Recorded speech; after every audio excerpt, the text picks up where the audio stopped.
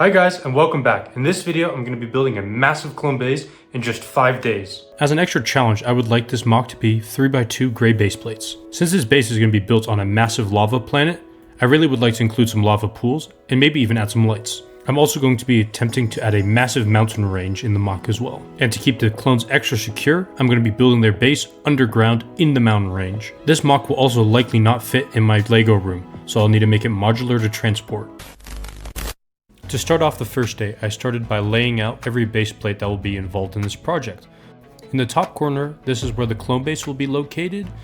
I have marked out the hangar and the interior. And the droids will be attacking from the left side of the MOC.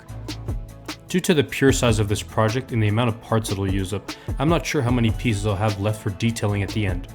In order to make sure the detail on the terrain is equal on each base plate, I'm going to be prepping each base plate. This includes just laying down the plates and some basic detail, which will later be improved upon near the end. As mentioned in the planning phase, I will also include some lava lakes scattered around the battlefield. With the first base plate being completely prepped, I can now move on to the second one. In this second one, I really want to feature a bigger lake, something that can hold back some of the vehicles and make it difficult to get around. Although it doesn't look like much, prepping these base plates takes around an hour and 30 minutes each, but gives some insight into how long this entire project will take, and with being limited to only 5 days, I really have to hurry up. And here's the second base plate completely prepped. Next, I want to move on to the base. First off, I'm going to have to lay down some plates so I have some room to work. Then I'm going to start building the foundations of the wall and playing around with the hangar door size. I want the hangar door to be able to fit a TX-130 tank that the clones can send out into battle. With the door size figured out, I can start building up the walls and eventually begin the roof. For the roof, I want to do a snot technique. The reason I want to do this is because it's not only very smooth and aesthetically pleasing, but it'll allow me to integrate my lights easier. Working with lights can be a challenge, as the wire management needs to be planned out in advance to make sure all your lights have power and you're still able to pick up and move your MOC without having wires snap because they are connected between plates. And the last thing to do for today is to prep the outside of the hangar. And this is what the partial hangar looks like with the lights on.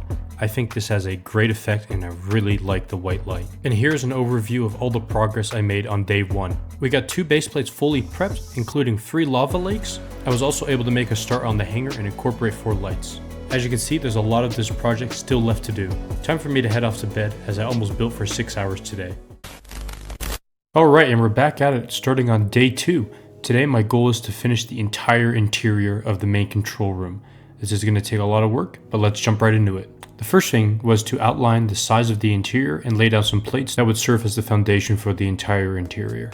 Building the hallway was tricky, as it not only needs to hold up a lot of weight for the mountain above it, but it also needs to serve as a transition point between the hangar and the main control room. It also needs to have lights to remain consistent with the rest of the base. With the hallway design figured out and completely constructed, I can finally start playing around with some of the interior details.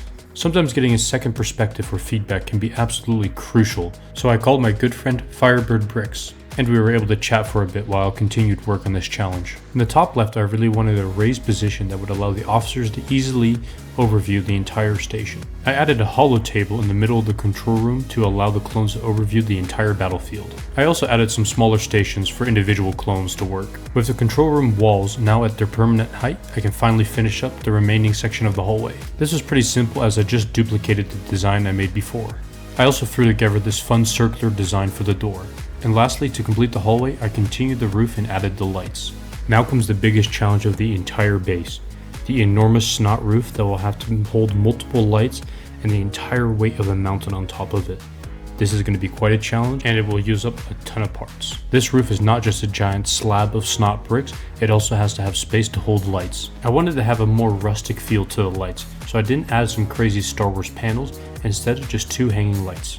With the first half of the roof done, all I have to do now is replicate it to the other side. Figuring out this wire management is going to be a headache. And here's what the entire base looks like with the lights turned on.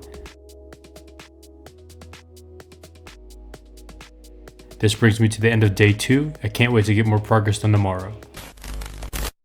And we are back for day 3. With a lot of progress made on the interior of the base, now we have to start working on the exterior. My goal for today is to get as many mountains done as possible. For the mountains, I'll be using this fun snot technique, which essentially just places tiles and plates on its side with some slopes, and it creates this very nice mountain effect. Nice part is it's pretty quick. which is essential because I'm running out of time here on day 3 and there's a lot of progress left to go. For the second day in a row, I hopped on a call with my good friends Firebird Bricks and True Squadron. Chatting to your friends can be a nice distraction while you're building, especially when you're doing a repetitive task such as repeated rock work. And that brings us to the end of day 3. I'm happy I got so much progress done on the mountains. These took a lot of time, but I'm happy I was able to dedicate an entire day to it. Day 4 starts out with a much needed supply drop of parts. I made a Bricklink order at the beginning of the week, anticipating I'd run out of parts. I ordered a ton of large plates and some slopes to continue the rock work. With the new parts I just got in, I'm finally able to prep the last base plate. This is the last one, so I'm very excited. Now is a good time to make sure my wire management is up to par. So I start by building the roof and then making sure the wires are connected underneath. This was a difficult task because I'm not only trying to add detail for the mountain on top, but I'm also trying to leave room for the wires to be connected and disconnected when I move the MOC around. Next, I move into adding all the final details on the interior of the base. This includes adding doors, more tiles, and also studs for minifigures to stand on. And here's a quick overview at the end of day 4. As you can see, we're in the final stretches. All I have to do tomorrow is finish up the roof and some final detail on the terrain, and we're ready to go. Time was running out at the beginning of day 5, so I woke up and as quickly as I could I started building. I started with the most difficult task of the day, finishing the landing platform and mountain on top of the base. For the landing pad, I laid out plates to know exactly how big the pad would need to be, then I just started tiling. I was concerned with how the wires would connect underneath, but this actually ended up being a non-issue, so that's great. Let's quickly move on. The last steps now were to add detail. I tried to add in as much as possible of the parts I had left. This included rock work, some smaller rocks, plates, terrain, details, anything you can think of had to happen right now. At the beginning of the video, I talked about my process for prepping the base plates. Now with every single base plate prepped, I can finally start adding detail on them. This had to be the last step as I didn't know how many parts I would have left over and I wanted the details to be equal on every single base plate.